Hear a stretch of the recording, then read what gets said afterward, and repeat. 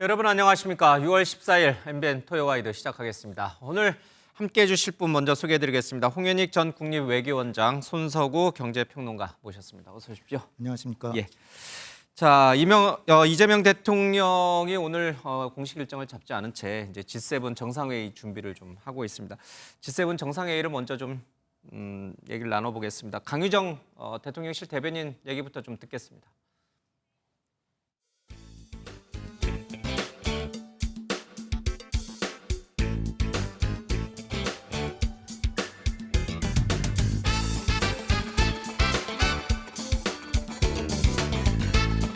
Congratulate President Lee on his victory and to congratulate the Korean people on a successful election.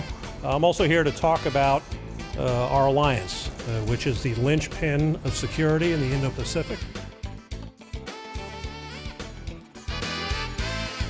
이재명 대통령은 G7 정상회의에 초청받아 참석하기로 했습니다. 방미 초청하며 다자회의 또는 양자 방문 계기 등 가급적 이른 시일 내에 만나기로 했습니다. 네, 홍 원장님. G7 정상회의에 이재명 대통령이 취임 열흘 만에 가는 것이 물론 이제 대외적인 의미도 있을 것이고 대내적인 우리 국내적인 의미도 있을 텐데 바깥에서 봤을 때 이제 대한민국이 계엄, 내란이라든지 아니면 탄핵이라든지 이 어수선한 정치 환경에서 벗어나서 정상적인 외교가 시작됐다 이런 신호탄으로 읽히는 거 아닙니까? 그렇죠, 당연하죠. 예. 6개월 동안 한국 외교가 실종됐었거든요. 예. 근데 이제 굉장히 뭐 대선 기간 중에 저 대통령께서 어렵게 뭐 행군을 했지만 사실은 굉장히 힘들 상황인데 또 국내 인선도 안 끝났고 예. 그렇지만 국제 무대에서 한국이 6개월 동안 사라졌기 때문에 조속히 한국이 정상 궤도로 복귀했고 리더십이 완전히 섰다는 거를 세계 이제 이처럼 잘 보여줄 수가 있겠습니까? 세계 서방 선진 7개국 정상들을 만나서 한국의 그 국가 수반이 이렇게 건전하게 잘 그 정상적으로 국제사회에 편입했다. 예. 이거를 보여주기 위해서 나름 좀 무리해서라도 가야 되겠다고 결단해서 이번 캐나다 가시는 것 같아요. 그러면 사실 취임 열흘 정도밖에 되지 않았기 때문에 산적한 국내 현안들이 있음에도 불구하고 네. 그거보다도 더 바깥으로 나가서 한국의 어떤 정상을 선언하는 게 정상화가 된 것을 선언하는 게 더 급했다 이런 뜻인군요. 이게 저 양자 정상회담도 아니고 다자 정상이기 때문에 더 좀 어려운 고난도 외교 행사인데 그렇지만은 이제 세계에서 거의 그 선진 10개국 이내에 드는 나라니까 경제력으로 보면 뭐 중국하고 인도도 있지만 예. 경제력으로도 세계에서 제일 센 나라들이고 그런 나라들하고 한국이 정상적인 관계를 형성한다는 게 워낙 중요하고 예. 그다음에 이제 뭐 실용외교 이제 얘기를 하셨기 때문에 실용외교라는 게 이렇게 우리의 국익을 증진하는데 굉장히 유용하다는 거를 보여줄 수 있는 기회다. 예. 이건 어떻게 보면 도전이기도 하죠. 도전이기도 하지만 일단 우리의 국익에 도움이 된다고 생각하고 특히 지금 한미 간에 한 달 이내로 지금 관세 협상이 타결돼야 되는데 예. 일단 트럼프 대통령을 만나려니까 미국 가려고 그러니까 트럼프 대통령 캐나다 가고 그다음에 또 나토 하려고 네덜란드 헤이그 예. 트럼프 대통령 가니까 트럼프 대통령과의 만남을 위해서도 가야 되겠다라는 생각을 하셨을 것 같아요. 그리고 6월 달이 한일 수교 30주년입니다. 예. 60주년이죠. 60주년. 60주년이죠. 그러니까 굉장히 중요한 해거든요. 6월 22일입니다. 더구나. 그래서 이시바 총리하고도 그 수교 60주년 직전에 만난다는 그런 의미가 있고요. 그리고 이제 한간에는 이제 우리 진보 정부 들어설 때마다 뭐 그 한미 동맹이 흔들린다, 뭐 한일 관계, 한미일 공조가 이게 잘 안 되는 거 아니야 이런 것이 있기 때문에 오히려 그걸 확실히 불식시키기 위해서라도 참석해서 트럼프와의 회담도 잘하고 이시바 총리하고도 잘해서 한국의 외교를 일단 탄탄한 기반에 만들어 놓고 그걸 기반으로 국내 정치도 잘해 나가시겠다 이렇게 그런 구도가 아닌가. 굉장히 여러 가지 포석이 좀 깔려 있는 거군요. 대통령이 그렇죠. G7 방문은. 네. 예. 우리는 이제 G7 그 회원국은 아니지만 observer 자격으로 가는 네. 거죠. 그렇죠. 근데 이번에 좀 가서 우리도 좀 회원이 될 수 있는, 그러니까 G8이 될 수 있는 그 계기도 만들 수 있는 겁니까? 지금 G8이 이게 사실 캐나다 총리가 지금 주최국 아닙니까? 예. 며칠 전에 이제 인터뷰를 하면서 이 책임 있는 강국, 그러니까 반드시 경제적으로 뛰어나다고 여기더라는 게 아니라 우리 회원국들이 다 좋아하고 신뢰할 수 있고 책임 있는 국제 무역국. 그런 거기에 한국이 1등입니다. 이제 그 G7이 확대되면 우선순위가 한국이 1번, 2번이 호주, 3번이 인도. 또 몇 년 전에 트럼프 대통령이 재선 1기 때 여기에다가 러시아까지 넣자라고 한 적이 있어요. 지금은 러시아 넣는 분위기는 아니지만 일단은 지금 인도도 캐나다하고 좀 껄끄러운 관계고 그래서 모디 총리가 오지만 별로 환영받지 못합니다. 그런데 어쨌든 한국하고 호주는 넣으려고 하는 이유가 이 G7이라는 게 뜯어보면 G9이거든요. G9이 이제 유럽 이사회 의장하고 유럽 집행위원회 의장이 다 참석을 해요. 그러니까 7에다가 유럽의 기구 2의 수장이 더 있습니다. 그럼 9개 회원 중에서 6개가 유럽이고요. 캐나다하고 미국하고 그다음에 아시아는 일본 하나예요. 그러니까 미국 입장에서는 캐나다 7번째 마지막으로 들어갔는데 마지막으로 들어간 이유가 6번째가 이태리였어요. 그러니까 유럽에 5개, 미국 하나였는데 거기다 야 유럽만 다냐? 그래서 캐나다를 미국이 넣은 거고 7등도 아닌데 넣은 거고. 그런데 일본은 아시아에 있었는데 그런데 자꾸 이제 유럽 이사회 의장도 들어가고 이렇게 2명이 더 있으니까 아시아에 더 늘려야 되겠다. 인태 지역이 중요하니까 그래서 아시아에 한국과 호주를 넣겠다라는 게 미국의 보관이고 근데 이제 여기서 다 회원국들이 찬성해야 되는데 영국은 찬성해요. 근데 프랑스나 독일, 이태리는 조금 내심 좀 저하고 있고 일본도 자기네가 이제 아시아에서 독주하고 있는데 한국이 들어오면 이제 비중이 떨어지잖아요. 그래서 일본도 적극 찬성하고 있지는 않은 형편입니다. 그들 국가는 한국에서 뭐 계엄이 있고 이런 것들 그러니까 아직은 선진국 우리와 똑같은 선진국 계열의 정치, 사회, 문화 모든 부분에서 한국을 아직은 확실하게 이렇게 좀 인정하지 않는 그런 분위기가 좀 있는 건가요? 글쎄 뭐 없다고는 못하지만 그러나 최근에 이제 완전히 달라진 게 한국이 반도체, 배터리 그리고 뭐 조선 이런 데서 워낙 뛰어나니까 특히 중국을 견제하려는 내심 의도가 있는데 중국 견제하는데 반도체 강국인 한국을 빼고는 말이 안 된다. 물론 대만도 있지만 대만은 뭐 G라는 말을 들어갈 어렵기 때문에 그런 상황에서 한국을 달리 보고 있고요. 그다음에 한류가 요즘 엄청나잖아요. 그렇죠. 최근엔 그 드라마 연극까지 토니상인가 그걸 또 사고 그랬는데 한국의 그 K-팝과 K-문화 이게 워낙 대단하고 뭐 음식까지 대단하기 때문에 한국이라 그러면 다 세계 곳곳에서 열광하고 있는 이런 분위기입니다. 우리나라의 위상이 예전하고는 전혀 다르다. 그렇게 좀 봅니다. 요즘 우스갯소리로 유럽에서 한국말로 욕하면 큰일 난답니다. 유럽 사람들이 다 알아듣는데요, 한국말. 제가 프랑스에서 공부했는데 프랑스의 책방에 가보면 한국 안내서가 옛날에는 한두 권밖에 없는데 지금 한 30권 이상 있습니다. 저 놀랐어요. 그러니까 이제 이재명 대통령이 G7에 가는 것은 이 대한민국 정치가 또 대통령이라고 하는 그 부재 상태가 해소되고 정상화됐다는 거 알림과 동시에 우리의 국력을 좀 세계에 알릴 수 있는 좋은 기회다. 이제 이런 얘기입니다. 사실 이번에 G7이 열리는 곳이 캐나다예요. 근데 미국하고 캐나다는 지금 관세 문제 때문에 굉장히 사이가 안 좋아졌잖아요. 우리도 사실 굉장히 불편해요. 미국과 사실은. 자, 그러면 캐나다라고 하는 곳에서 트럼프 대통령을 만났을 때 그리고 유럽도 사실은 미국과 그렇게 썩 좋지가 못해요. 관세 때문에. 자, 우리의 입장은 어떻게 가야 되느냐? 우리는 어떤 스탠스를 취해야 되는 거냐? 사실 이번 G7 회의는 이전 정부 기준으로 봤었을 때는 더 복잡한 상황이 얽히게 됐죠. 미국이 결국 관세 전쟁이라는 카드를 전 세계를 상대로 던져버린 상태에서 지금 G7이 모이는 거거든요.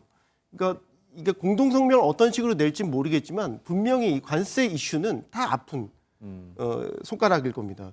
결국 우리는 그 현장에 가서 이 관세 전쟁에 대한 공동 대응 이슈가 나올지는 모르겠지만 한미 한일 아마 양자회담도 가능성이 있다고 지금 전해지고 있는데 당장 지금 다음 달 상호관세 유예 기간을 앞두고 있지 않습니까? 우리는 실무 협의를 지금 공식적으로 2차까지만 진행이 됐어요. 이제 3차 새 정부 들어서 진행이 돼야 되는데 우리 새 정부의 새로운 기조라든지 방향성을 아마 한미 정상회담을 통해서 트럼프 대통령과 소통을 하는 자리가 돼야 될 것 같고 그다음에 일본 총리와도 통화를 했지만 미국의 관세 전쟁에 있어서 공동 대응하는 입장도 있거든요. 이건 이제 한일 양자 회담을 통해서 풀어내야 될 문제. 아마 복잡하게 돌아갈 거라고 생각이 됩니다. 그러니까 이게 미국 트럼프 대통령이 지금 주도하고 있는 세계 관세 전쟁에 우리가 유럽이라든지 일본과 손잡고 미국과 맞서기는 어려워요. 우리는 이제 그럼요. 한미 간의 군사적인 정치적인 동맹 관계도 굉장히 강하기 때문에 네. 관세 문제 때문에 우리가 다른 국가들과 연합하기는 현실적으로 어려운데 그렇다고 해서 무작정 끌려다니는 것도 사실은 국익에 맞지 않거든요. 네. 그러니까 줄 건 주고 받을 건 예. 받아야 되겠죠. 그러니까 이재명 대통령이 트럼프 대통령과 통화를 할 때도 양국이 이제 만족할 수 있는 예. 안을 도출하자는데 이제 이야기를 꺼냈지 않습니까?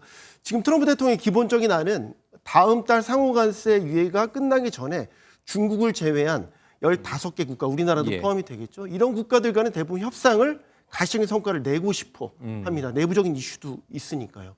아마 트럼프 대통령은 아마 계속해서 구체적인 만족할 만한 안을 가져오라고 우리한테 이제 압박을 하게 될 텐데 예. 또 하나 여기서 우리가 감안해야 할 거는 패키지들이지 않습니까? 관세뿐만 아니라 비관세 영역까지 다 포함된 패키지들. 예. 그러면 더 폭넓게 본다면 한미 간의 방위비 문제도 아마 회담에서 꺼내들 의제가 되지 않을까. 그럼 더 복잡한 함수를 맞이하게 되겠죠. 이런 얘기, 그러니까 방위비 얘기까지 캐나다에서 잠깐 트럼프 대통령을 만나서 하기는 어렵잖아요, 그렇죠? 그럼 캐나다 방문이 끝나고 그러면 미국으로 가까우니까 네. 국경이 붙어 있는 나라니까 미국으로 넘어가서 그러면 한미 정상회담을 할 수도 있는가? 그건 좀 어렵죠, 현실적으로. 그 만약에 미국을 가실 수도 있는데 예. 요는 그다음 또 일주일도 안 돼서 또 나토 나토 정상회담 가면 거기 트럼프 또 오거든요. 예. 이 G7에 있는 국가들은 전부 나토 외에 다 옵니다. 예. 그러니까 초청국 말고 원래 회원국들은 일본도 가니까 그러니까 일본의 이시바 총리도 가기 때문에 예. 거기 만난 사람들을 다 보고 거기다가 나토는 또 32개국이니까 많은 또 서방 국가들을 만나는데 근데 과연 워싱턴 DC까지 가실 거냐? 전 가기가 현실적으로 어렵다. 기술적으로 쉽지 않을 것 같은데 요는 이제 트럼프 대통령은 워낙 그 애드립이 강한 분이기 때문에 이게 나름대로 철저한 G7에서 정상회담을 하더라도 짧을 거예요. 짧은데 갑자기 그냥 한두 마디로 굉장히 제압하고 들어오는 그런 그 멘트를 날릴 수가 있어요. 이를테면 이 당신 나라 부자인데 왜 우리가 그렇게 방위비도 얼마 대주지도 않는데 그 우리가 왜 지켜주는지 난 자꾸 이상한 생각이 든다. 뭐 이 정도로 예. 그냥 흘려가는 얘기로 해도 굉장히 답변해야 될 거 아니에요. 근데 그런 상황에 대해서 컨틴전시 상황이라는데 그런 거에 대해서 나름대로 이제 그 예상 시나리오를 짜가지고 예. 몇 개를 잘 준비하셔가지고 해야 되는데 방위비 같은 거 이게 우리가 본래 줘야 되는 의무가 있는 게 아니에요. 선물로 주는 거예요. 이게 예. 일본의 배려 예산이라 그래요. 그래서 아예 말도 배려 예산, 배려. 근데 우리가 1,000억 원에서 시작해서 지금 1조 5천억이 됐거든요. 그러니까 한 30년 동안에 15배가 됐는데 어마어마하게 올려준 거예요. 잘 설득해야죠, 미국. 예, 그리고 미국의 세계 전략이 중국을 견제하는 건데 한국에서 더구나 주한미군의 전략적 유연성을 2006년에 이미 우리가 인정을 해준 셈이거든요. 예. 그러면은 여기 있는 게 미국에 있는 것보다 훨씬 싸게 맥힌다. 그러면 오히려 돈이 덜 들고 가장 주요 타겟인 중국의 코앞에 갖다 놓는 게 좋지 않느냐. 그걸 왜 줄이려고 그러고 왜 돈을 자꾸 더 달라고 그러냐. 그나마 다른 데로 옮겨봐라. 돈 더 든다라고 잘 얘기할 수 있을 것 같아요. 예.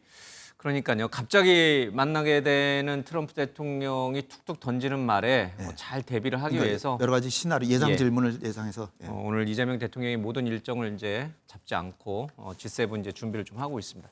근데 이재명 대통령이 취임 이후에 각국 정상들과 이제 여러 차례 통화를 이제 돌아가면서 하고 있는데 사실 이제 미국, 중국, 일본은 우리와 워낙에 이제 외교적으로 중요한 경제적으로도 중요한 나라니까 그런데 뜻밖의 체코라든지 베트남이라든지 네. 이런 국가의 정상들과도 통화를 했단 말이에요. 이들 국가는 경제적인 문제 때문에 한 거죠. 그렇죠. 예. 이제 이재명 대통령이 계속 내걸었던 게 실리 외교, 실리적인 시장주의 이런 것들을 예. 내걸었지 않습니까? 그러니까 우리가 외교의 그 전통적인 외교 방식에 따르면 이제 미국과 중국, 일본 그 외에 이제 우방국 순으로 이제 전화 통화를 해서 상호 의견을 예. 교환하고 하지만 정말 파격적인 거죠. 갑자기 베트남, 갑자기 체코. 근데 생각해 보면 지금 다 현안들이 걸려 있습니다. 예. 체코는 우여곡절 끝에 결국 26조 원 규모의 체코 원전을 우리가 수주를 했습니다. 예. 완전 계약 체결까지 이루어졌고 앞으로 추가 원전 수주라든지 아니면은 다방면으로 경제 분야 협력을 확대하기로 양국이 지금 합의를 했단 말이죠. 베트남은 미국과 중국에 이어 3대 무역국입니다. 예. 베트남 입장에서는 우리가 한국이 이제 대미 직접 투자 죄송합니다. 베트남에 직접 투자하는 외국 기업 외국 중에서 한국이 가장 1위고요. 그렇죠. 가장 많은 투자를 하죠 우리나라보다. 네, 그렇습니다. 베트남에. 예. 그러니까 정말로 실리 외교 측면에서 순서에 상관없이 현안 위주로 예. 판단을 하신 것 같아요. 그러니까요. 이게 대통령 일국의 대통령이 어떤 이제 외교 안보적인 측면과 경제적인 측면을 모두 다 이제 좀 챙기면서 네. 빨리빨리 좀 우리 국가가 정상화되는 쪽으로 굉장히 속도를 내고 있다. 네. 이제 그런 맥락이군요. 나토 정상회의도 사실은 가지 않으려고 해다가 가는 이유도 말씀하신 것처럼 우리의 다자 외교의 어떤 한 축을 좀 강화하기 위한 그런 차원인 거죠. 아직 가신다고 결정은 이제 안 하신 건데 선회했다 이렇게 이제 얘기가 뉴스가 많이 나오는 나오더라고요. 거는 예. 무게가 그쪽으로 좀 실리고 있다 이렇게 되는데 알겠습니다. 그 어떻게 보면은 G7만 가도 상당히 세계 주요 국들은 예. 만나지만 나토라고 하는 거는 이게 군사기구입니다. 예. 그러니까 조금 제가 우려되는 거는 나토가 최근에 성격이 반러시아, 반중, 예. 중국 견제 요소가 강해서 이재명 대통령이 중국과 러시아와의 관계를 개선하는데 조금 그 부정적 효과가 있지 않을까 이걸 예. 우려하시는데요.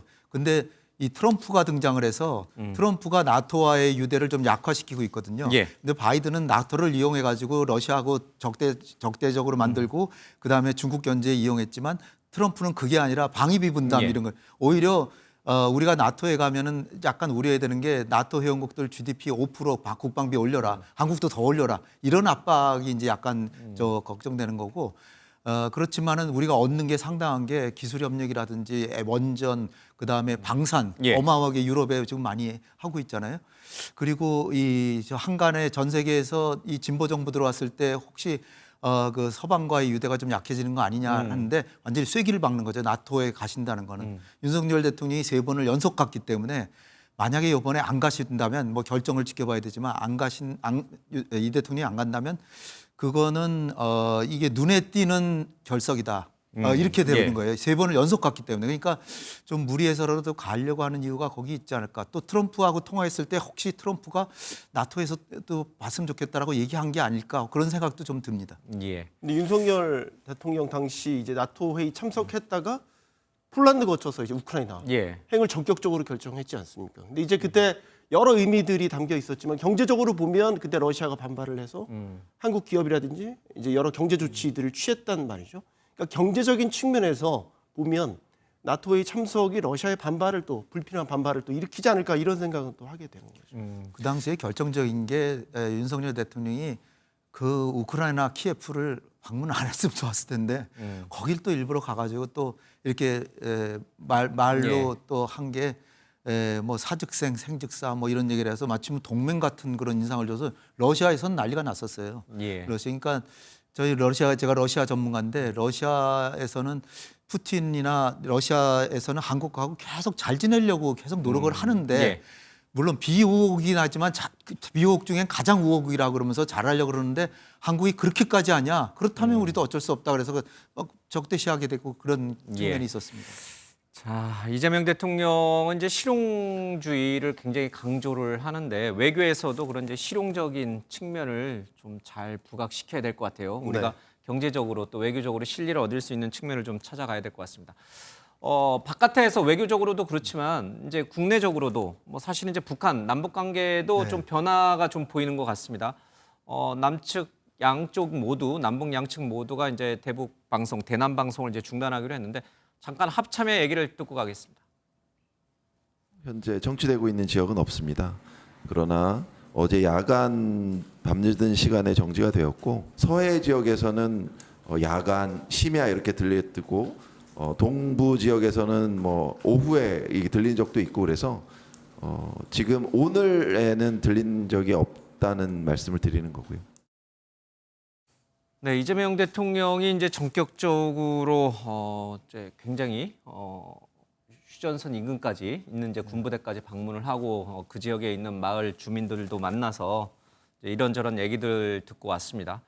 그러니까 대북 확성기 방송을 중단을 지시했고 북한도 굉장히 그냥 밤새도록 트는 그런 소음을 이제 중단을 했어요.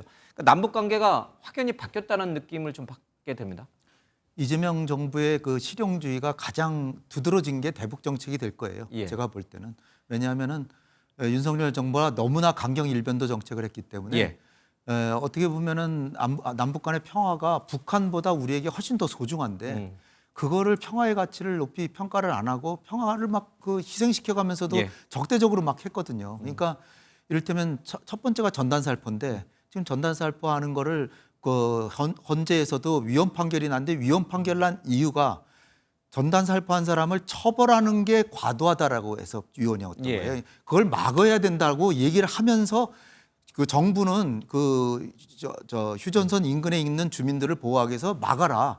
그렇지만 그 전단 살포하는 사람을 처벌까지 하는 건 심하다 그래서 위헌한 거거든요. 그러니까 지금도 윤석열 정부도 막았어야 되는 건데 안 막고 그냥 내뿜으니까 전단이 막 날아가니까 북한에서 오물을 보냈죠. 오물을 보니까 확성기 방송을 했어요. 그러니까 그들도 확성기 방송하고 무슨 귀신 곡하는 소리라든지 예, 뭐 예. 쇠사슬 긁는 소리 뭐 이런 걸 해야죠. 그 전방의 휴전선 인근에 사는 분들은 밤에 거의 잠을 못 자고 맞아요. 1년 이상 고생을 하신 거예요. 근데 이제 일단은 달라진 게 통일부에서 전단 살포하는 것에 유감이다. 예. 앞으로는 안 했으면 좋겠다라고 강력히 막고 나서겠다라고 했고요. 이게 달라진 겁니다. 그러고 나서 전단을 살포하니까 모물도 안 날라오죠, 당연히.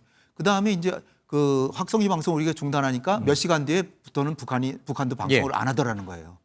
그러니까 쓸데없이 북한하고 싸울 필요는 없어요. 북한 정권이 나쁜 정권이라고 하더라도 굳이 그들과 싸울 필요는 없잖아요. 그래서 평화롭게 지내고 싸우지 않고 평화를 유지하는 게 최선의 안보다. 그리고 나아가서 대화 채널도 열고 이제 뭐 북핵 문제도 해결하고 트럼프가 북한하고 대화하려고 하는 것도 지지한다는 거 아닙니까? 이것도 다른 거죠. 예. 윤석열 정부 아무 소리 안 했잖아요. 이재명 정부는 미국하고 북한하고 대화를 해도 통미봉남 당할 그러니까 한국을 패싱할 염려 별로 없다라고 대통령이 후보 시절에 얘기했거든요. 왜냐하면 트럼프는 실용주의고 그 경제이익 따지는데 미국이 북한하고 관계를 개선하면 분명히 투자할 텐데 예. 그 미국이 하겠냐?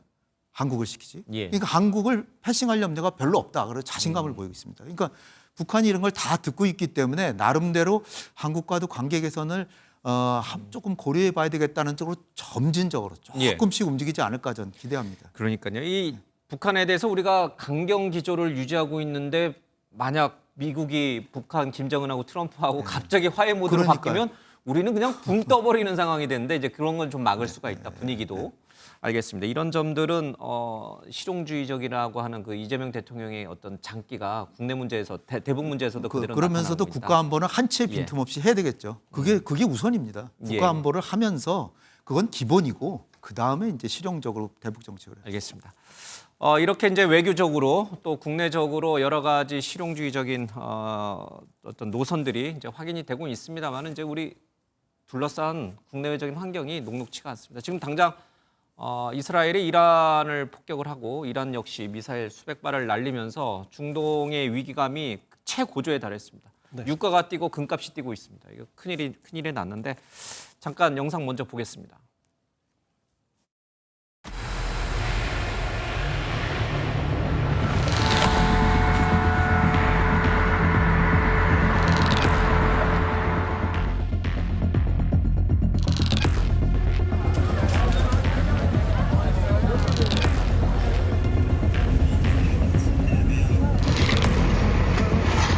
אנחנו פגענו בפיקוד הבכיר, פגענו במדענים בכירים שמקדמים את פיתוח פצצות האטום, פגענו במתקני גרעין. و ذات خبیث خود را با زدن مراکز مسکونی بیش از گذشته آشکار کرد.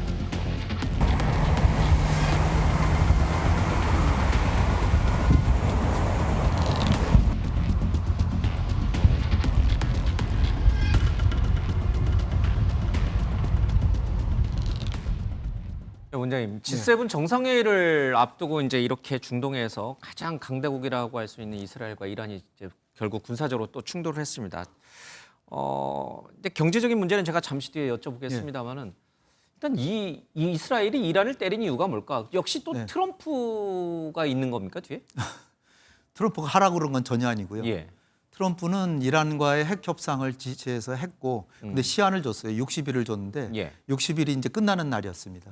그러니까 미국이 손을 볼 수도 있지만 미국이 손을 보기 전에 내일 모레 그러니까 내일 협상이 재개되는 시간이었어요.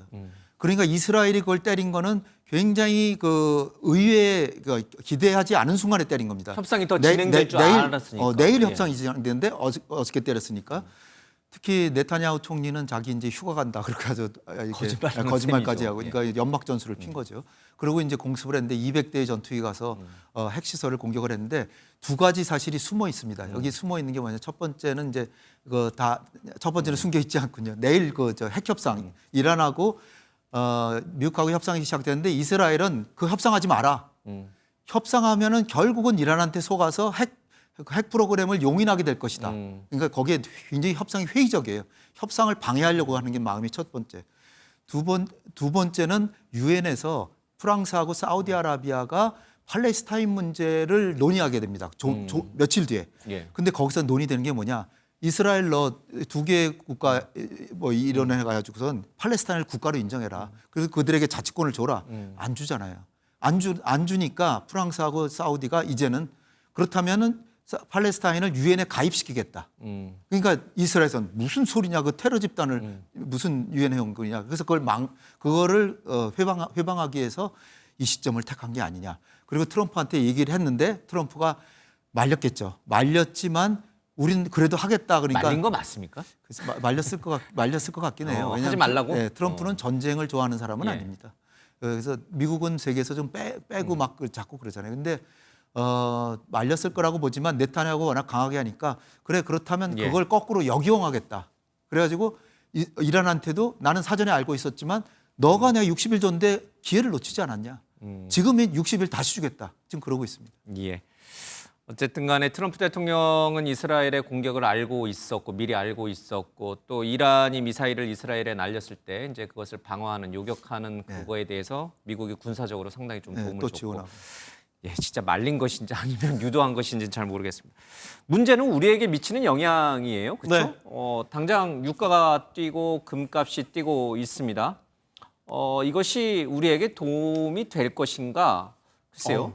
아니죠. 여태 중동에서 일어났던 각종 분쟁이 장기화됐었을 경우에는 국내 경제에 심각한 타격을 줬죠. 일단 우리는 아쉬운 게 물가가 이제 1%대로 들어가면서 안정권으로 접어들었는데 지금 또 변수가 터진. 유가가 뛰면 당연히 수입 물가가 뛰니까. 그러니까 유가가 지금도 한 며칠 사이에 두 자릿수로 뛰었거든요. 만약에 사태가 장기화되면 아마 유가가 계속해서 국내 경제의 변수로 작용을 할 것 같고요.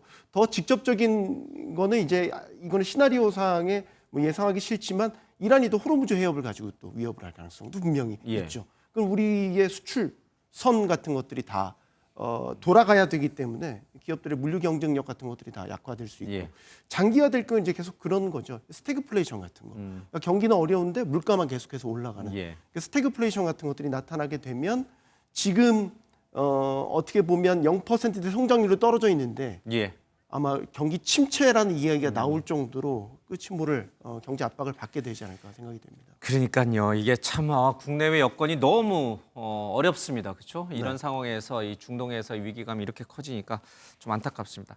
자, 아마 이재명 대통령도 이런 현실을 잘 이해하고 있을 것이고 G7 회의에 가서도 분명히 이란 이스라엘 간의 군사적 충돌 얘기가 분명히 화두에 오를 거예요. 그렇죠? 딱 하나 우리한테 기회가 될 수 있다고 보는 건 대부분 다 나쁜데 물가 오르는 걸 우리도 다 나쁘잖아요. 근데 물가가 많이 오르면 트럼프는 관세를 이 협상 수단으로 사용하는 걸 함부로 하지 못합니다. 좀 압박을 받겠죠. 미국에서 엄청나게 물가가 오르면 이 국제 금리도 오르고 그다음에 이자율도 올려야 되고 그런 상황에서 물가가 오르고 이게 스태그플레이션 현상인데 이거 관세를 쓰면 미국 경제가 파탄 나기 때문에 관세를 마음 놓고 활용은 못하니까 우리하고도 이제 협상을 앞두고 있는데 너무 우리가 수세에만 밀릴 필요는 없다. 이렇게 볼 수 있습니다. 그러니까요. 이게 참 어떤 하나의 사건이 갖는 긍정적인 측면과 우리에게 주는 부정적인 측면이 동시에 있으니까 어느 쪽을 어떻게 잘 활용할 것인가 이거를 정말 이재명 대통령이 좀 잘 고민을 해서 내일 저희 월요일 날 이제 G7에 가면 잘 풀어내야 될 것 같습니다. 자, 이 경제 문제 얘기가 나왔으니까 하나 더 짚고 가겠습니다. 이번 주에 이재명 대통령이 굉장히 역대 대통령들과 비교해서 빠른 시일 안에 재계 총수들을 만났습니다. 잠깐 보겠습니다.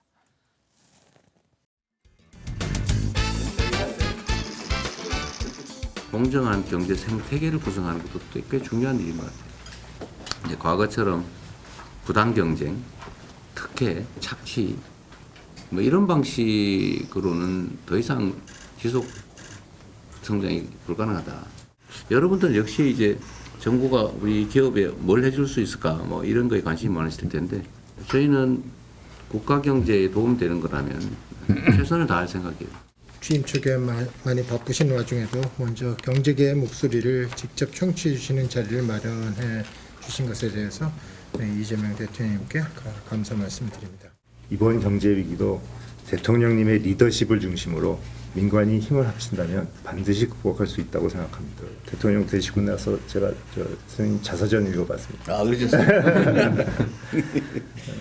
보니까 제가 제일 예, 취임 열흘의 일정들을 보면은 굉장히 바쁜데도 네. 재계 총수를 이렇게 일찍 만난 이유가 있을 것 같아요. 네. 사실 뭐 지금의 국정 우선순위가 경제여야 한다는 거는 뭐 선택이 아니라 필수인 예. 상황인 거고 그만큼 우리 경제가 비상 상황이기 때문에 이재명 대통령이 취임 후 처음 한 지시가 비상경제점검 TF였지 않습니까?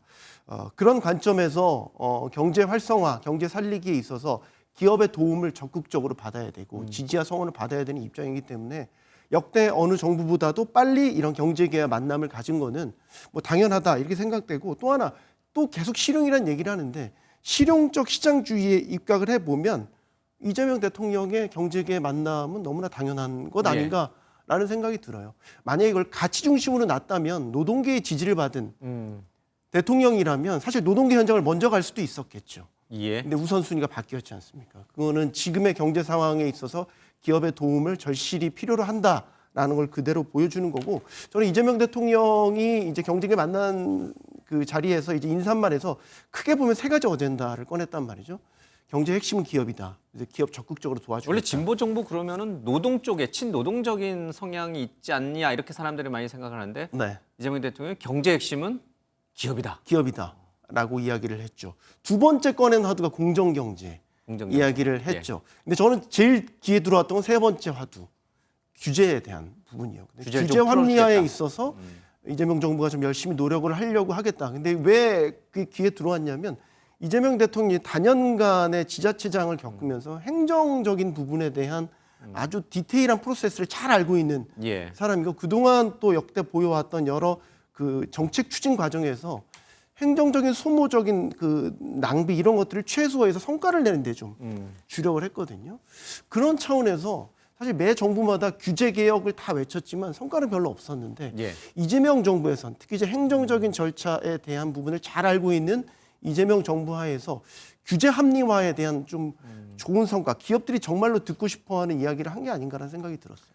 또 이제 본인께서 과거에 주식 투자도 좀 해보셔가지고 이제 며칠 전에 이제 한국거래소 큰 가서 손해도 봤다고 이제 이야기도 꺼내들었죠. 그러니까 이제 뭐 주식 투자하면 이익도 보지만 손해도 보니까 무엇이 문제고 또 왜 투기꾼들이 어떻게 활동하는지도 이제 다 알고 있으니까 그런 부분에 대해서 규제할 건 규제하고 또 과감하게 풀어줄 건 풀어주고. 한국거래소를 이제 첫 경제 현장 방문지로 정하고 방문한 게 이제 한국거래소지만 그 안에도 시장감시위원회였거든요. 그래서 불공정 거래에 대한 엄단 의지를 밝혔고 또 하나 밝힌 게 이제 증시 부양에 대한 방안으로 배당에 대한 활성화를 언급을 했단 말이에요. 소득세를 좀 낮춰주고. 그렇죠. 그것도 되게 이색적이었단 말이죠.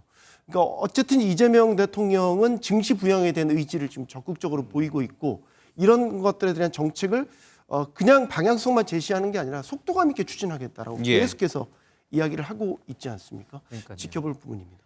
이제 주식이 부동산 못지않게 이제 부의 축적 내지는 이제 재테크 수단으로 좀 확 활성화가 되면 그렇죠.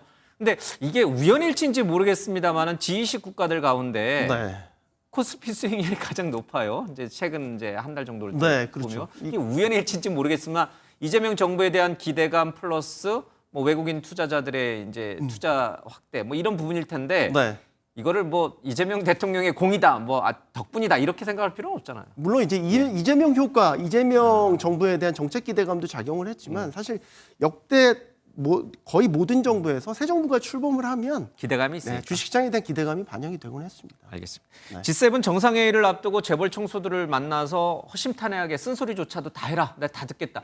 사실 그 유럽이라든지 미국의 가장 아쉬운 사람은 바로 기업인들이잖아요. 수출 기업 하는 우리 이제 네. 지금 그날 만났던 재벌 총수들인데 그냥 좀 대통령이 나가서 그런 어떤 뭐 관세라든지 또 무역 장벽이라든지 또 우리 기업들이 한국 기업들이 좀 제품을 많이 팔 수 있는 그런 발판을 좀 양국 정상들 간에 이렇게 좀 만들어 주면 좋잖아요. 그러니까 어떤 정부는 말만 주로 하고 행동은 잘 안 하는데 뭐 대통령이 제1의 세일즈맨이라 그러는데 실제로는 러시아에 진출한 우리 기업들 다 망했고 대외적으로 이게 행동으로 실제로 기업들의 고충을 들어주고 그들에게 이 길을 열어주고 활로를 개척하고 이를테면 지금 체코 원전 이게 사실 문재인 정부 때는 원전 잘 안 했잖아요. 예. 그런데 이재명 정부는 이게 우리한테 큰 산업인데 이걸 살려야 되겠다. 그래서 체코 총리하고 네 번째 통화하잖아요. 그러니까 그리고 베트남 우리나라 3대 무역국이니까 공산국인데 하잖아요. 그리고 호주 이거 방산 무슨 또 우리 공급망 굉장히 우리한테 중요한 나라거든요. 그러니까 행동으로 하는 게 중요하지. 말로 이렇게 그리고 국가 안보도 북한이 뭐 나쁜 정권이고 뭐 저 정권은 하여튼 우리가 뭐 다 해야 된다 그러고 한국의 역대 보면은 진보 정부가 오히려 국방비를 많이 올리고 보수 정부는 국방비를 거의 안 올리고 그랬어요. 그러니까 말이 중요합니까? 행동으로 실제적으로 국민과 국익을 위해서 맞아요. 이제는 뭐 이념과 국경은 없습니다. 우리 국익에 도움이 된다면 뭐 그 누구하고도 대화해야 되고 또 이제 실리를 좀 챙겨야 될 것 같습니다. 예, 두 분 말씀 여기까지 듣겠습니다. 고맙습니다. 네, 고맙습니다.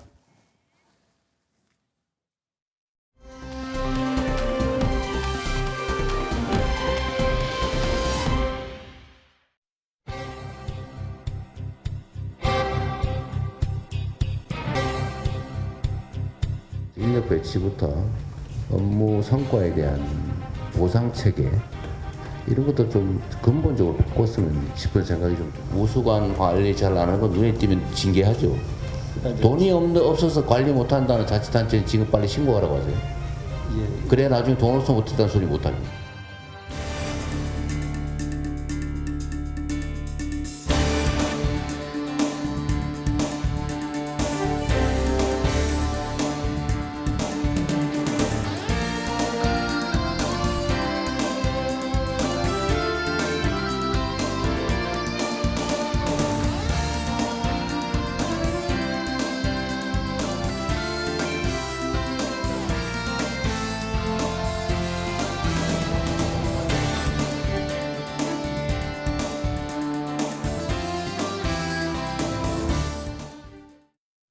네, 한 주간의 정치권 얘기를 조금 더 풀어가겠습니다. 박창한 장한대 특임교수, 송영훈 전 국민의힘 대변인 변호사입니다. 모셨습니다. 어서 오십시오. 예. 앞서 이제 G7 얘기도 했고 재계 총수 만남 얘기도 했고 또 북한 대북 관계 어떤 변화도 이제 좀 두 전문가들과 얘기했습니다. 근데 열흘 밖에 되지 않았어요. 굉장히 짧은 시간에 굉장히 바쁘게 움직이고 계시다.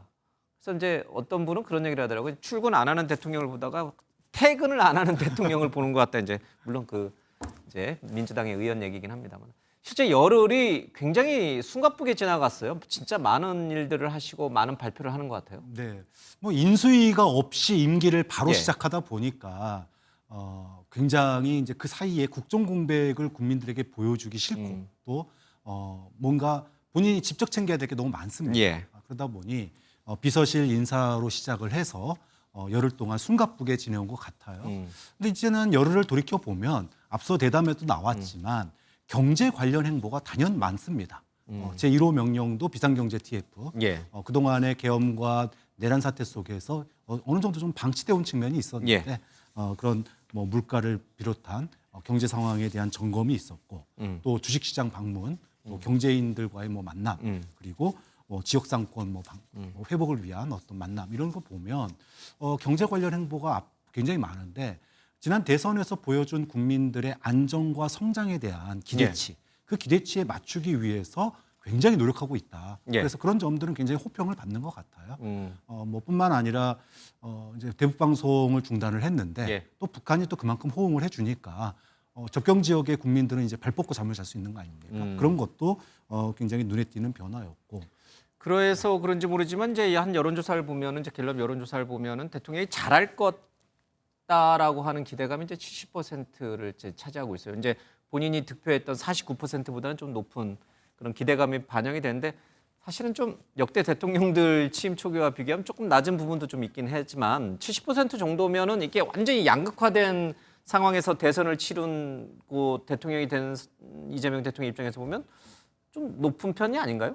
그런데 지금은요, 우리 국민들께서 대통령이 뭘 해도 좋게 봐주고 너그럽게 평가해 주실 수 있는 시기죠. 사실은 윤석열 전 대통령만 해도 집권한 지 23일째 만에 전국적으로 지방선거에서 압승을 거뒀었습니다. 예. 지금 이제 열흘 정도 된 상황 아닙니까? 그리고 한국갤럽이 이 통계를 발표하면서 역대 대통령들은 그러면은 비슷한 설문을 비슷한 시기에 했을 때 예. 어떤 결과가 나왔는지도 정리해서 발표를 했는데 박근혜 전 대통령 때는 79%, 그리고 문재인 전 대통령 때는 87%, 김영삼 전 대통령 때는 85%였다는 예. 겁니다. 그런데 박근혜 전 대통령은 결국 불행하게 탄핵을 당했고 또 문재인 전 대통령과 김영삼 전 대통령은 정권 재창출을 못하고 정권을 잃었습니다. 예. 왜 그랬습니까? 뒤에 두 분 같은 경우에는 결국 경제가 큰 문제였죠. 김영삼 전 대통령은 IMF를 겪었고 예. 문재인 전 대통령은 부동산이 문제였습니다. 그러니까 지금 가시적으로 허니문 기간에 국민들께 보여드리는 것이 중요한 것이 아니라 결국에는 평가는 민생, 경제, 인사 이런 예. 것에서 난다라는 점을 이재명 정부가 명심하고 꼭 국민의 기대에 부응하는 성공한 정부가 되길 예. 바랍니다. 알겠습니다.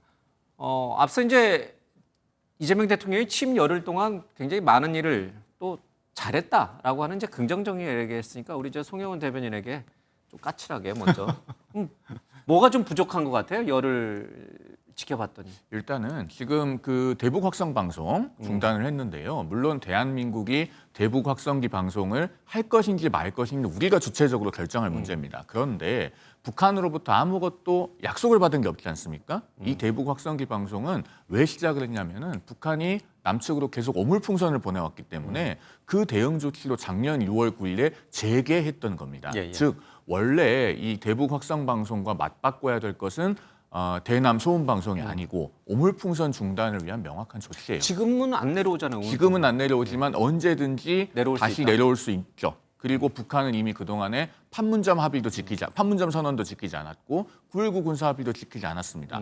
판문점 선언으로 만들어진 것이 남북 개성에 있었던 연락사무소인데 예. 폭파했잖아요. 그리고 9.19 군사합의는 5년 동안 3,400회가 넘게 서해의 포문을 개방한 것부터 시작해서 예. 오물풍선 등등까지 얼마나 위반 사례가 많습니까? 그러니까 북한에 대한 정책만큼은 선의로 할 것이 아니라 정말로 단계별로 정확한 보장을 이끌어내면서 예. 상호주의에 입각해서 해야 된다라는 말씀을 드립니다. 그런 부분은 조금 성급했다 이런 뜻인가요? 그러니까 그렇습니다. 대북 방송을 먼저 우리가 중단한 것은 성급했다. 물론 강화도와 같은 접경 지역에서 고통받고 있는 우리 국민의 마음은 저도 충분히 이해합니다. 공감하고. 그런데 그런 것이 구조적으로 반복되지 않도록 하는 것이 정부의 역할이거든요. 알겠습니다. 그러니까 북한이 이제 근본적으로 어떤 변화된 조치를 취하지 않은데 우리가 먼저 대북 확성기 방송을 중단한 것은 조금 아쉬움이 남는 대목이다.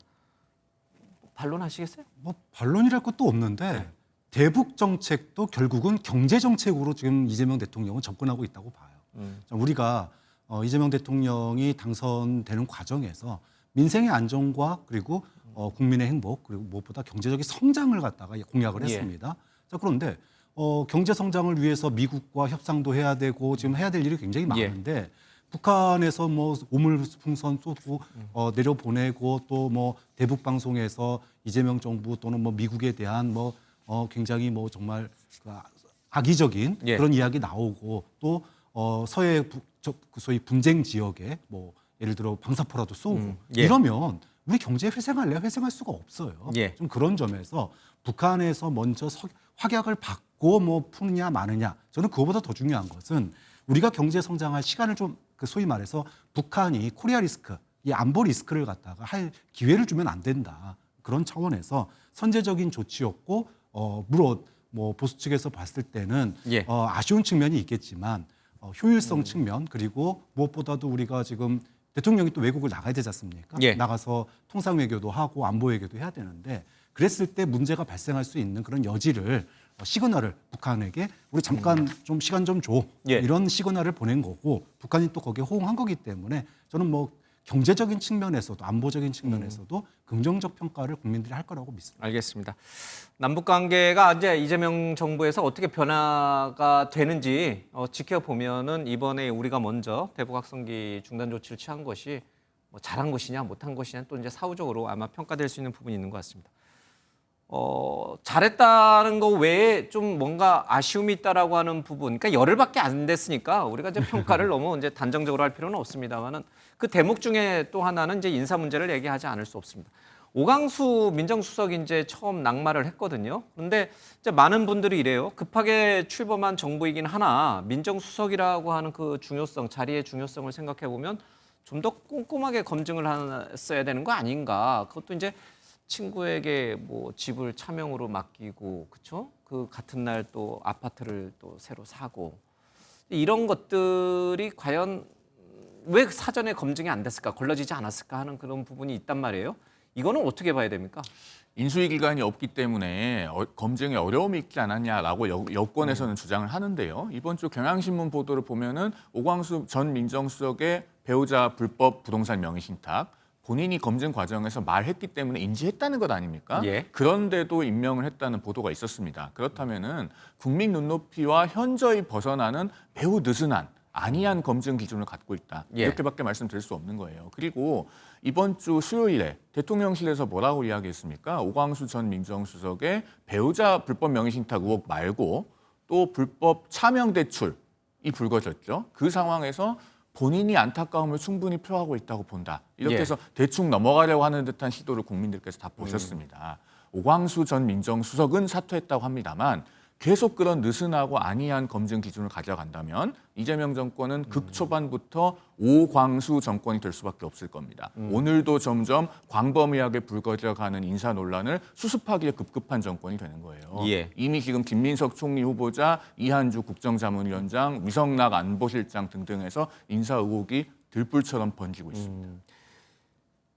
그런 어떤 부동산과 관련된 또는 대출과 관련된 의혹이 있음에도 검찰 개혁이라고 하는, 사법 개혁이라고 하는 그 중차대한 또 역할을 하기에는 내부 출신, 그러니까 검사 출신이 굉장히 필요하다라고 하는, 그러니까 그 어떤 이제 인사를 할 때 이런 부분에 약간의 결함이 있지만 이 사람을 쓰고자 하는 큰 대의가 있다면 이 정도는 우리가 그냥 국민에게 양해를 구하고 갈 수 있지 않느냐, 이런 판단을 했을 가능성은 없습니다. 그런데 다른 자리도 아니고 네. 민정수석은 인사검증과 공직기강을 책임지는 자리잖아요. 부적절하다? 무슨 검찰개혁 특별위원장이 아닙니다. 예.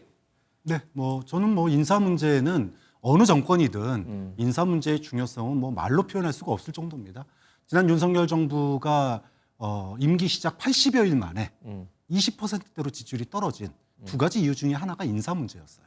수많은 그 낙마들을 보면서 예. 국민들이 정말로 공정을 외쳤던 대통령의 인사가 이 정도냐, 여기에 대한 실망감도 굉장히 컸거든요. 그게 20%대로 국정수행 지지율이 떨어지는데 결정적인 역할을 했습니다. 저는 뭐 이재명 정부도 마찬가지 그 위기에 놓여 있다. 그래서 어떤 정부든지 간에 예.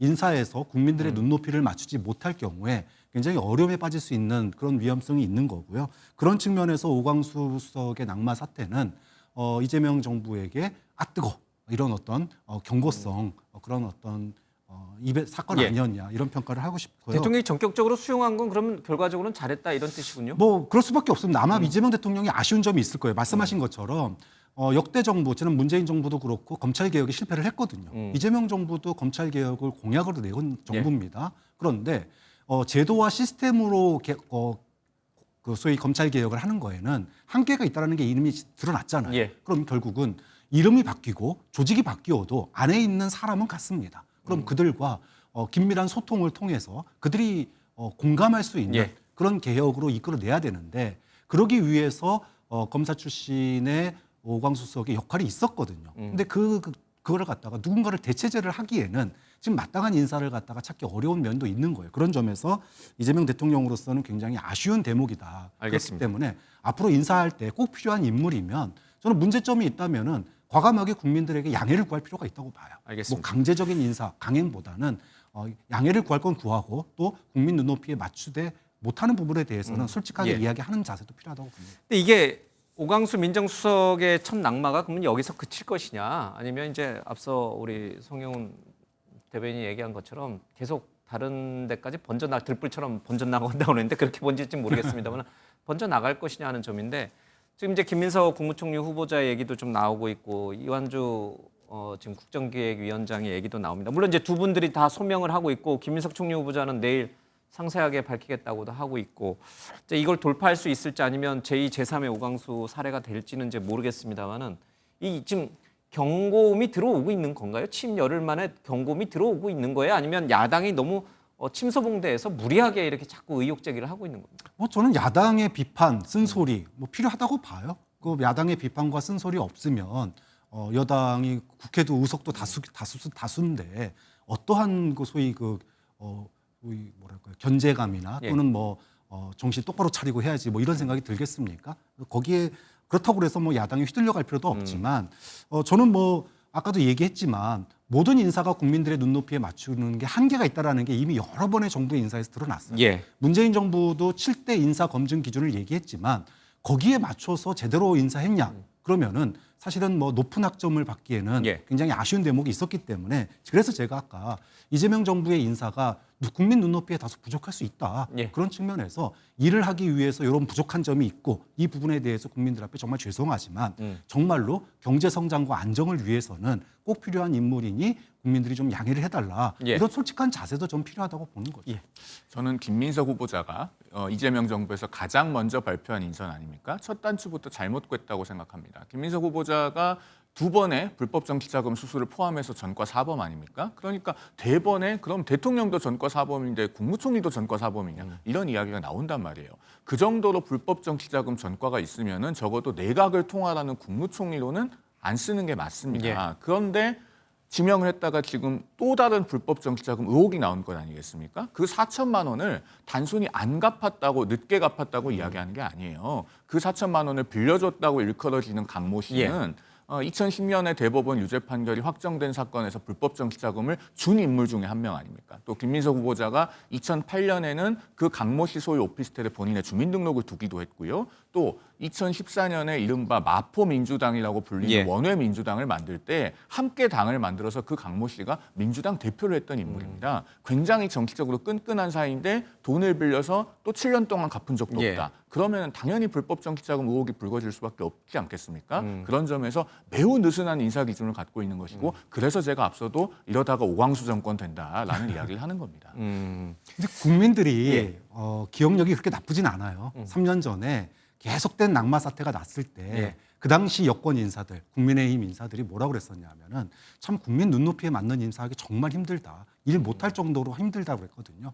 그 잣대, 그 당시에 소위 윤석열 정부의 인사를 옹호하던 그 잣대를 조금만 저는 야당이 비판해야 되는 건 당연하다고 보지만 일할 수 있는 정도의 그런 비판의 잣대를 들이댄다면 조금 더 협력적인 그런 관계도 나오지 않을까 싶습니다. 짧게만요. 그 당시에 제가 옹호는 안 했습니다만은 비판은 굉장히 존중합니다. 그런데 지금 이재명 대통령은 여당인 민주당 의원 중에 총리를 임명하겠다는 거잖아요. 그러면은 민주당의 167명 국회의원 중에 찾아보면 김민석 후보자보다 깨끗하고 능력 있는 인물이 없겠습니까? 우리 방송을 보고 계시는 분들 중에 민주당 지지하시는 분들 또 이재명 대통령을 지지하시는 분들도 많을 텐데 그분들도 김민석 후보자보다는 훨씬 더 훌륭한 총리를 가질 만한 자격이 있다. 저는 그렇게 말씀드리겠습니다. 알겠습니다.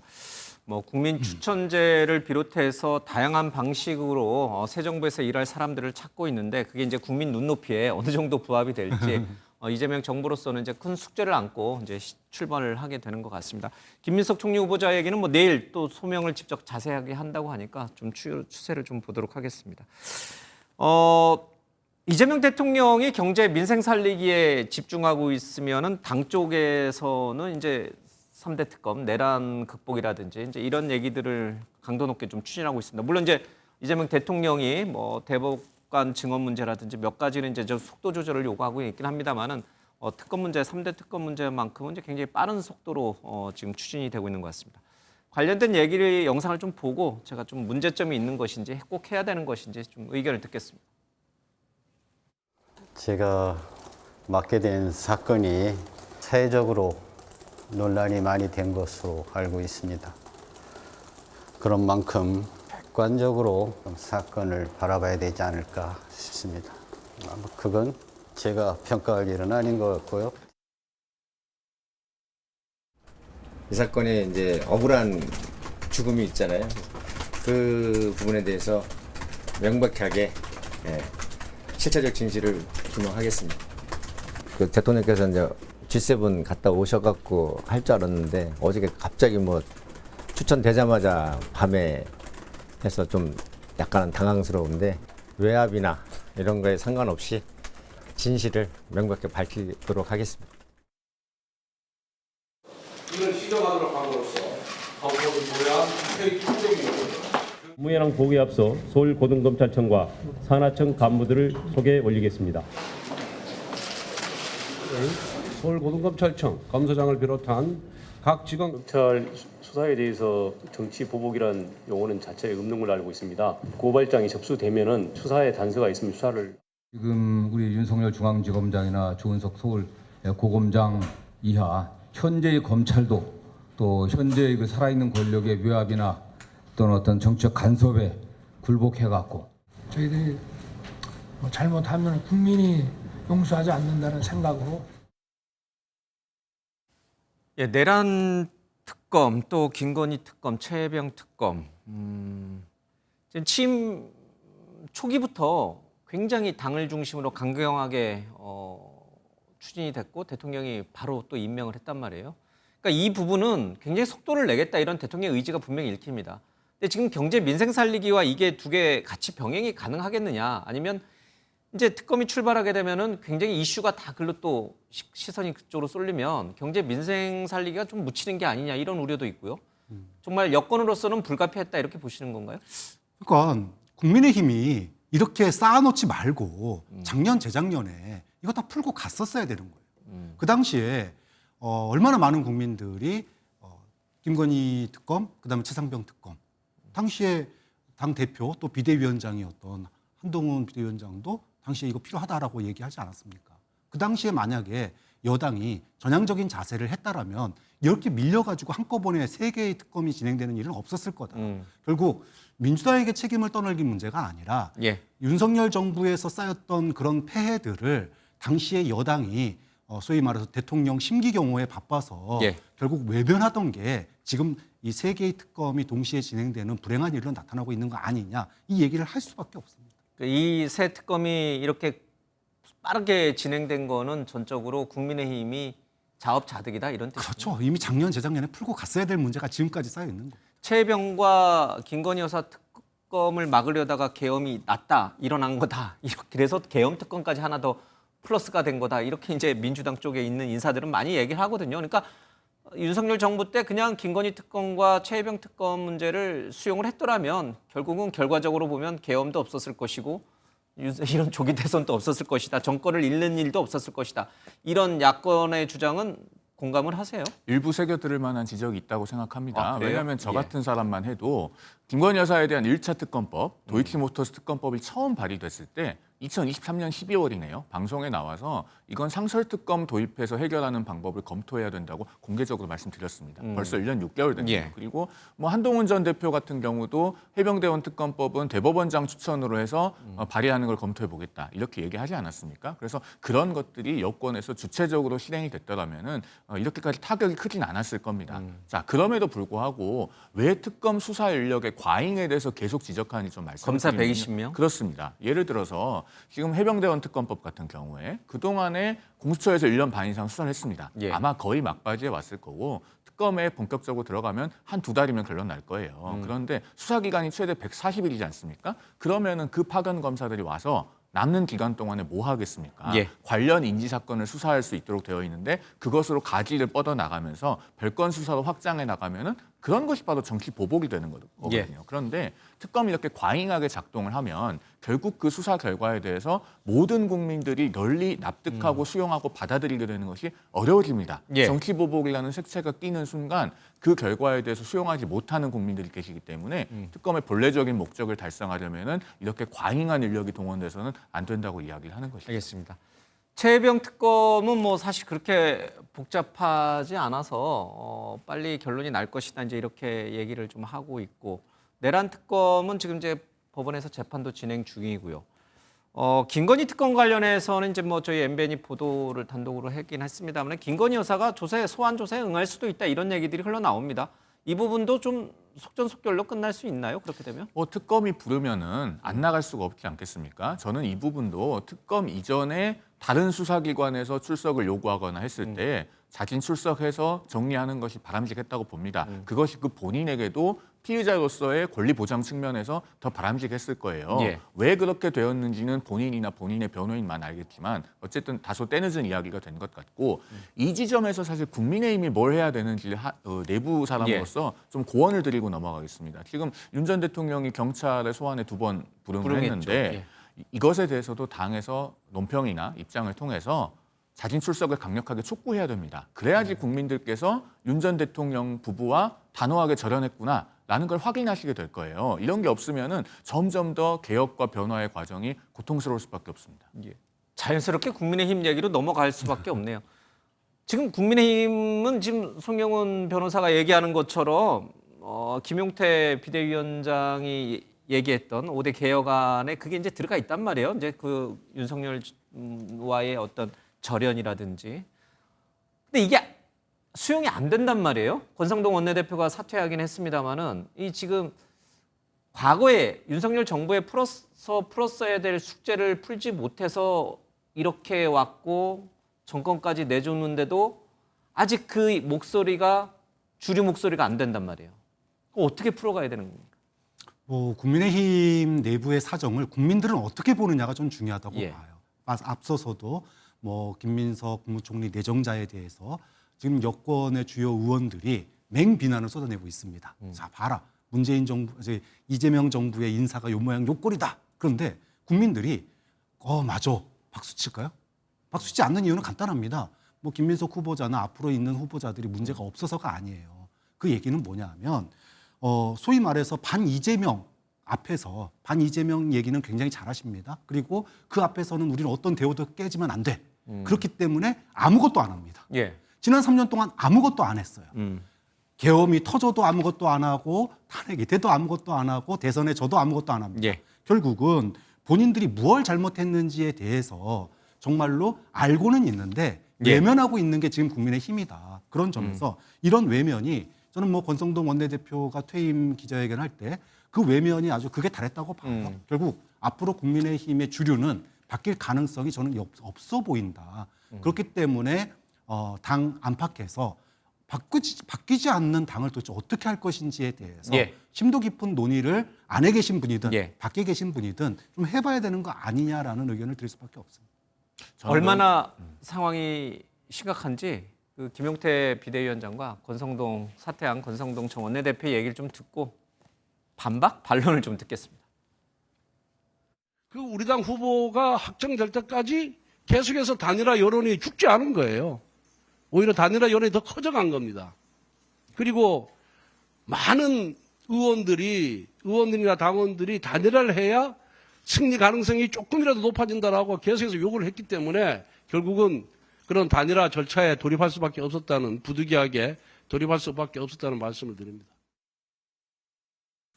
자산 부채 이런 말씀 쓰셨지만 이미 국민의힘은 자본 잠식 상태 아닙니까?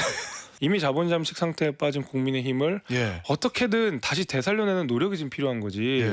누구 계승하고 문제가 아니라고 생각합니다. 친윤이 자산인가요? 친윤은 어마어마한 부채 아니겠습니까? 그래서 김용태 비대위원장이 아니라 이제 김재섭 의원의 얘기를 좀 들었는데 같은 이제 소장파로서 이제 얘기를 하는 거니까. 그러니까 권성동 전 원내대표의 얘기는 조금 나중에 하더라도 이제 한동훈 전 대표와 관련된 얘기는 좀 나중에 하더라도 아직도 그러면 당은 소위 말하는 친윤 또는 찐윤이 여전히 당권을 쥐고 장악하고 있고 국민에게 사과할 생각도 없고 이 선으로 후퇴할 생각도 없는 건가? 그런 건가요? 일단 권성동 원내대표의 사퇴 기자회견을 보면 대단히 국민 눈높이와는 거리가 있는 지점들이 많이 있었다고 생각합니다. 특히나 지금 김용태 비대위원장이 제시한 당 개혁안 중에 탄핵 반대 당론을 무효한다든가 이런 것은 이미 헌법재판소의 탄핵 결정 난 지가 이제 2달도 넘었고 대선도 끝났고 하기 때문에 때늦은 일이지만 지금이라도 해야 되는 거예요. 그런데 그것조차도 지금 구주를 위해서는 못하겠다고 하면서 권성동 원내대표의 사퇴 기자회견에서는 일종의 핑계를 댄 것 아니겠습니까? 그렇기 때문에 혹자는 뭐 8월 16일에 독립운동하는 격이라고 표현을 하지만 사실 그 기자회견만 놓고 보면은 8월 16일도 아니고 9월 16일에 독립운동을 하라는 것도 아니고 밖에서 태극기를 흔들라는 것도 아니고 집안에 태극기 걸어놓으라고 하는 것인데 그것도 못하겠다고 하면서 내가 왜 독립운동에 반대했었는지 이유를 제시하는 그런 기자회견 같아 보였습니다. 그러나 그렇다고 해서 앞서 박 교수님께서 말씀하신 것처럼 국민의힘이 변화할 수 없냐? 저는 전혀 그렇게 보지 않습니다. 계엄 당시에도 한동훈 전 대표를 비롯해서 국회로 달려가서 비상계엄 해제 표결에 참석했던 20명 가까운 의원들이 있었고 그 비율이 어떻게 보면 전당대회 때는 44% 가까운 득표율로 늘어나서 이제 절반 가까이가 됐고 지금은 당의 변화와 개혁에 관한 목소리는 점점 커지고 있어요. 또 원외 당협위원장들, 천목회와 같은 소장파 신진 인사들 당 개혁에 관한 목소리를 적극적으로 내고 있기 때문에 앞으로 국민 눈높이에 맞게 정말 사과드리고 반성하고 변화하고 쇄신할 수 있는 길은 열릴 수 있다고 생각합니다. 그러니까 여전히 당은 친윤, 찐윤이 장악하고 있지만 변화의 바람은 불고 있다 이렇게 해석해야 되는 거죠? 그 1월 6일에 한남동 관저 앞에 갔던 의원들이 44명이잖아요. 그러면 국민의힘 107명 중에 절반이 안 됩니다. 그러면은 중립지대에 있는 의원들이 당장 월요일에 있는 원내대표 선거부터 어떤 선택을 하시는지가 당의 방향타에 있어서 중요할 거다. 이런 말씀을 드립니다. 송영훈 전 대변인의 발언의 그 기대감, 변화에 대한 기대감에 희망을 갖는 거는 뭐 너무나 당연하다고 보는데 문제는 외부에서 봤을 때 이 원내대표 선거가 어떻게 치러질 거냐 굉장히 너무 빤해요. 그러니까 권성동 원내대표가 퇴임 기자회견 하면서 이미 시그널 준 겁니다. 우리 흔들리면 안 돼. 단합해야 돼. 지금 이재명 정부 우리 견제해야 되기 때문에 우리 내부적으로 무슨 뭐 당무감사니 뭐 이선후퇴니 이런 얘기 꺼내지도 마. 그래서 소위 말하면 바지사장, 비대위원장 패싱하고 원내대표 중심으로 친윤 원내대표 중심으로 우리끼리 윤석열 전 대통령 없이 우리끼리 기득권 지키면서 지방선거 다음 공천까지 우리 잘해먹고 잘 살자. 사실은 그 메시지에서 이상도 이하도 하나도 빠진 게 없어요. 그런 점에서 참 원내대표 선거를 통해서 그런 변화의 바람이 뭐 재선 의원 가운데 절반 가까이가 좀 비대위원장 임기를 좀 더 늘려서라도 변화하자 이런 바람이 원내대표 선거에 좀 반영됐으면 좋겠는데 근데 현실이 그렇지 않은 것 같아서 굉장히 안타깝고 국민들의 실망감이 큰 거죠. 여전히 이제 친윤이 당권을 장악해서 갈 거다 이런 뜻이군요. 그렇죠. 원내대표 자리 잡고 그 원내대표가 사실상 당대표 역할을 하면서 친윤 중심의 소위 단합과 단결을 외치는 그래서 오로지 이재명 정부의 인사 문제에 대해서 반사 효과를 누리면서 우리 가자. 뭐 그 이상도 이하도 아닌 그런 움직임이 지속될 가능성이 굉장히 높다고 봅니다. 만약에 그렇게 되면 이번 원내대표 선거에서도 이제 친윤이 당 원내를 장악하게 되면 9월에 있는 이제 전당대회에서 한동훈 전 대표가 나올지 안 나올지는 잘 모르겠습니다만은 그때도 그럼 여전히 친윤이 가는 건가요? 당대표까지? 글쎄요, 뭐 이제 원내대표 결과를 봐야지 알겠지만 만약에 모두의 예측대로 소위 친윤 중심의 원내대표 그리고 그 원내대표 중심으로 간다면 과연 전당대회가 있기는 할까? 또 있다 손 치더라도 결국은 한동훈만은 안 된다라고 하는 전당대회를 치르기 위해서 다시 김문수 전 그렇죠. 후보가 나올 수도 있고 후보와 또 이 소위 친윤의 전략적 동맹으로 갈 가능성도 굉장히 높기 때문에 과연 그렇게 가가지고 국민의힘이 국민 눈높이에 맞추는 그러니까 지난 국회에서 김건희 특검과 최상병 특검을 여전히 반대하는 국민의힘 의원들을 보면서 과연 저 당이 바뀔까? 그런 생각을 국민들은 많이 했을 거라고 봐요. 당 지지율이 21% 그러니까 민주당과 더블 스코어가 나는 그런 여론조사도 나왔습니다마는 박창한 교수께서는 그럼에도 불구하고 이 국민의힘이 바뀔 가능성은 굉장히 낮다, 희박하다 이제 이렇게 지금 부정적으로 보고 계시는군요. 좀 그러니까 자꾸 이제 긍정을 말씀하시는데 부정을 말씀하신단 말이에요. 그러니까 긍정적으로 국민의힘이 저 낮은 지지율을 극복하고 반등할 수 있는 그 지점은 뭐예요? 결국에는 당원들로부터 나온다고 봐야죠. 5월 10일에 있었던 그 전대미문의 후보 교체 시도도 결국은 당원들이 본인들의 주체적인 결단으로 저지하지 않았습니까? 그런 데에 당의 희망이 있는 겁니다. 그러니까 지금 국민의힘의 국회의원 분포는 특정 지역이 위에 있기 때문에 그런 부분에 있어서 어떻게 보면 변화에 더 소극적일 수 있을 만한 요인이 존재합니다. 그러나 당원의 분포는 반드시 그렇지는 않지 않습니까? 그러면은 당원들이 적극적으로 각자 자기 지역의 당협위원장이나 지역구 국회의원들에게 변화와 쇄신을 위한 행동을 적극적으로 요구해야 됩니다. 그리고 이 당은 당원이 선택한 당대표는 매번 끌어내리면서 언제까지 도대체 비대위를 계속할 거냐. 우리는 그러면은 전당대회 투표할 때만 잠시 당의 주인이고 그 외에는 늘 구경꾼이나 관객에 불과한 것이냐. 이런 목소리들을 적극적으로 내야 보수가 바로 설 수 있는 희망이 있다. 저는 그런 말씀을 꼭 드리고 싶습니다. 좀 뜬금없는 질문이 있었지만 개인적으로는 우리 송 변호사님 개인적으로는 한동훈 전 대표나 친한계가 이번에 원내대표도 그렇고 다음번에 있게 될 어떤 전당대회에서 당권 도전에 계속 나서야 된다고 보시는 거죠? 그 부분에 대해서 현재 판단하기가 어렵죠. 어려워요? 왜냐하면 정치적 스케줄이 미확정이기 때문입니다. 전당대회를 할지 안 할지가 일단 정해지지 않았고 또 전당대회를 언제 할지도 정해지지 않은 상황입니다. 그렇기 때문에 지금 판단하기는 어렵고 이 당의 개혁의 문제는 하나씩 풀어나가야 됩니다. 일단 월요일에 있는 원내대표 선거부터가 당장 중요한 시금석이 되겠죠.